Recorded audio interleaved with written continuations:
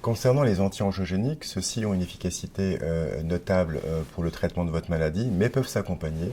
de certains effets secondaires, et notamment certains effets secondaires qui ont une répercussion sur votre sexualité.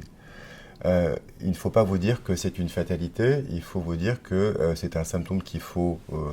ou un problème qu'il faut prendre à bras le corps, en parler à votre médecin et ne pas, au cours des consultations, passer ça sous silence parce que ça va donc avoir une répercussion sur votre qualité de couple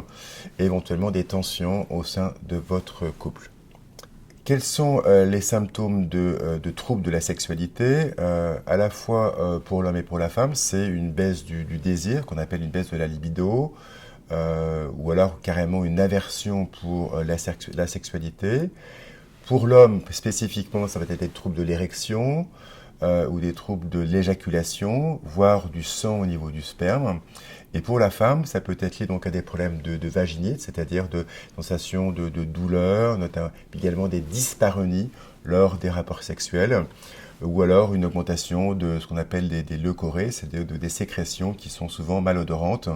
Et pour l'ensemble de ces symptômes, on peut trouver des médicaments donc adaptés. Pour l'homme, pour les troubles de l'érection, il y a des médicaments qui sont donc adaptés, soit en comprimé, soit en injection intracaverneuse. Et bien sûr, pour l'ensemble de ces traitements, il faut en parler à votre spécialiste parce qu'il peut y avoir des interactions médicamenteuses entre les traitements anti-angiogéniques et les traitements que vous mettez en place pour les troubles de l'érection. Pour la femme, il faut bien sûr augmenter les soins locaux, les toilettes vaginales, voire éventuellement donc espacer pour éviter donc une irritation liée à des toilettes trop régulières, et puis éventuellement donner des ovules d'antibiotiques ou d'antifongiques si on voit qu'il y a une infection qui est liée à ces problèmes de troubles sexuels. De toute façon, il faut que vous en parliez ouvertement à votre médecin, qui sera vraiment donc ouvert à ce genre de symptômes et qui peut vous confier à un spécialiste sexologue de façon à prendre ce symptôme dans la dimension